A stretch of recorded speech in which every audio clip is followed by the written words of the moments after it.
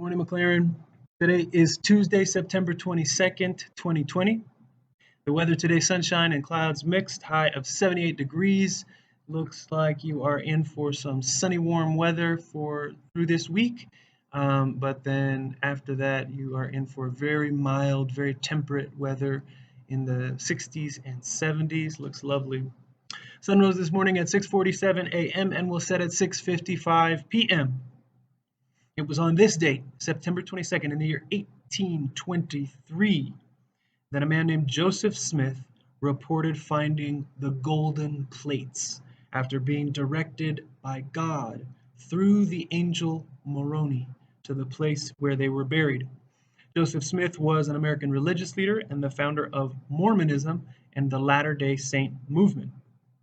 And according to the belief of the Latter-day Saints Church, the golden plates are the source from which Joseph Smith translated the Book of Mormon, which is a sacred text of the faith. In another bit of textual religious significance, it was on this date in 1991 that the Dead Sea Scrolls were first made available to the public.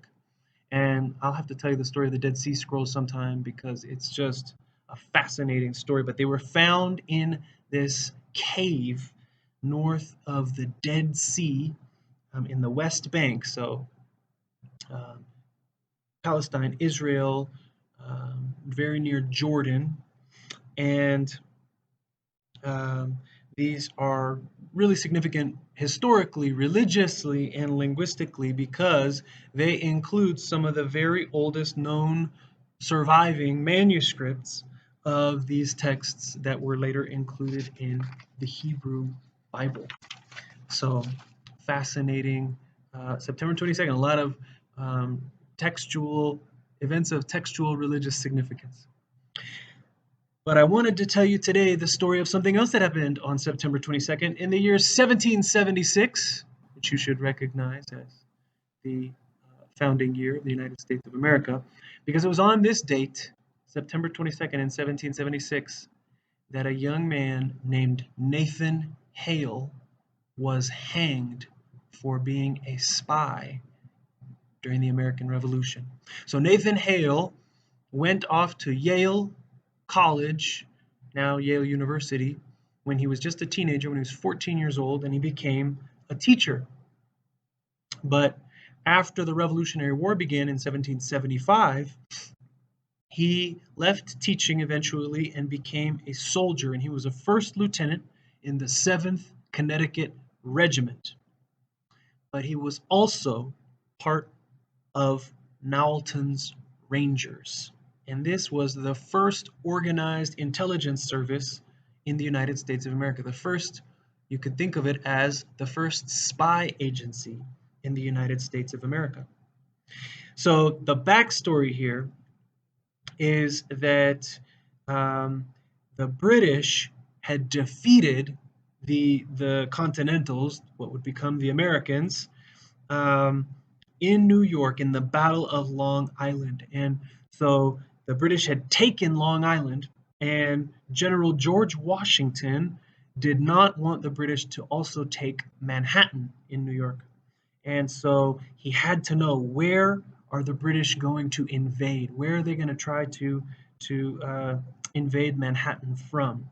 And so he said, I need a spy to go behind enemy lines and spy on the British and find out where they're going to try to invade Manhattan from.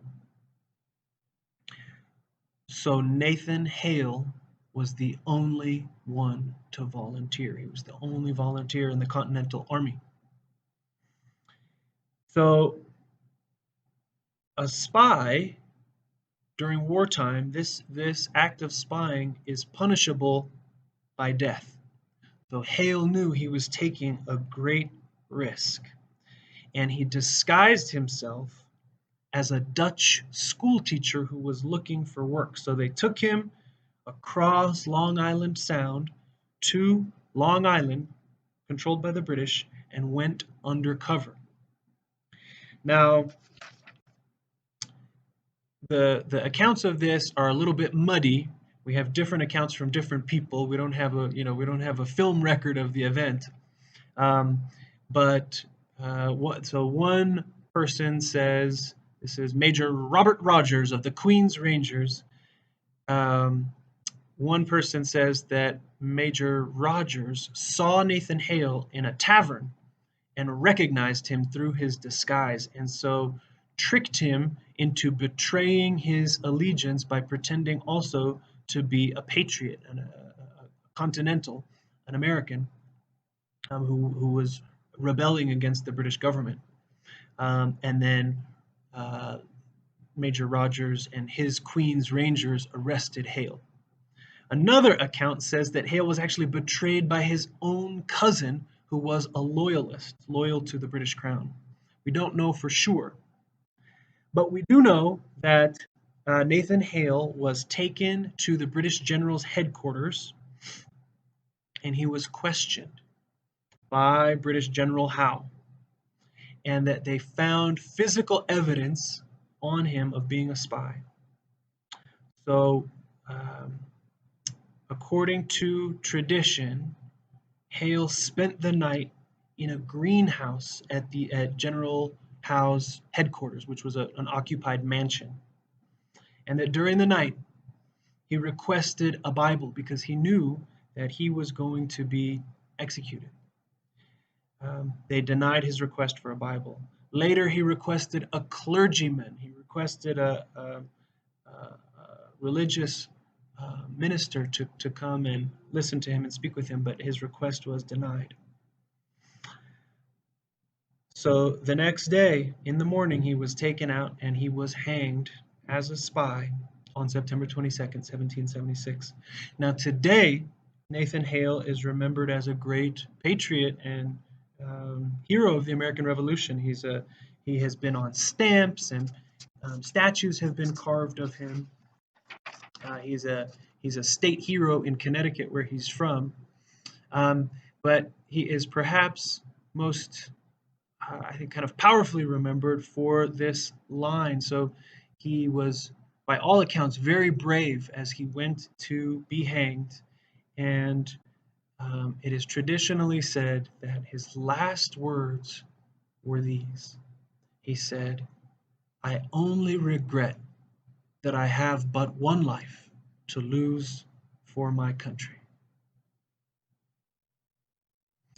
If it is your birthday today, September 22nd, 2020, happy birthday to you. And if you had a birthday yesterday or over the weekend, September 19th or 20th or 21st, happy birthday to you. I hope you all have a day filled with kindness and friendliness and peace. See you guys next time.